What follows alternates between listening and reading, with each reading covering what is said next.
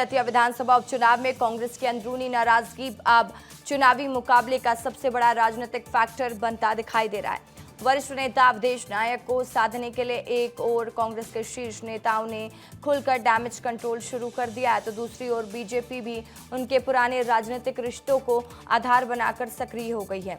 ऐसे में अवधेश नायक दतिया की सियासत के नए केंद्र में आ गए हैं। सोमवार यानी कि 13 जुलाई को कांग्रेस की सभा में पूर्व मुख्यमंत्री दिग्विजय सिंह ने सार्वजनिक रूप से स्वीकार किया कि 2023 में अवधेश नायक का टिकट नहीं होने देने में उनकी भूमिका थी।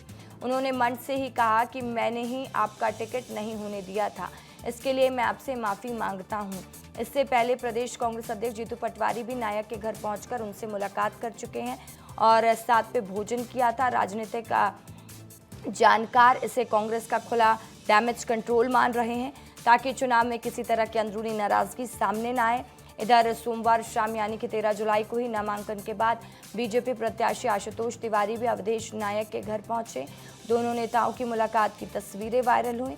इसके बाद नायक की संभावित राजनीतिक भूमिका को लेकर अटकलों का दौर तेज हो गया। बीजेपी की कोशिश इसलिए भी अहम मानी जा रही है क्योंकि अवधेश नायक का राजनीतिक सफर संघ अखिल भारतीय विद्यार्थी परिषद और बीजेपी से शुरू हुआ था। इधर कांग्रेस ने दतिया उपचुनाव के लिए स्टार प्रचारकों की लिस्ट चुनाव आयोग को भेजी है। कांग्रेस की लिस्ट में दतिया से टिकट के दावेदारों में शामिल अवधेश नायक को जगह नहीं मिली है, जबकि दतिया के पूर्व विधायक राजेंद्र भारती और सेवरा के पूर्व विधायक राधेलाल बघेल को कांग्रेस ने उपचुनाव में अपना स्टार प्रचारक बनाया है। अवधेश नायक कांग्रेस प्रत्याशी के नामांकन और पार्टी की आम सभा में भी शामिल नहीं हुए थे, जिसके बाद उनके भाजपा में जाने की अटकलें और तेज हो गई।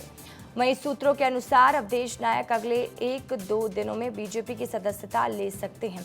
हालांकि दिग्विजय सिंह ने अवधेश नायक से माफी मांगी और क्या कहा था उन्होंने सुन लीजिए। अवधेश जी का टिकट कटने के बाद भी मैं उस आदमी को बधाई देना चाहता हूं। अवधेश जी, मैं आपका आभारी हूं। हाँ, मैंने आपका टिकट का विरोध किया था क्योंकि आप कुछ दिन पहले ही भाजपा से आए थे, इसलिए मैंने आपका विरोध किया था। लेकिन जिस दमदारी के साथ और ईमानदारी के साथ आपने टिकट कटने के बावजूद भी आपने राजेंद्र भारती के चुनाव में चुनाव लड़ा और उन्हें जिताया, मैं आपके प्रति आभार व्यक्त करता हूं। यदि मैंने कहीं आपका अपमान किया हो तो मैं माफी चाहता हूं, क्षमा चाहता हूं।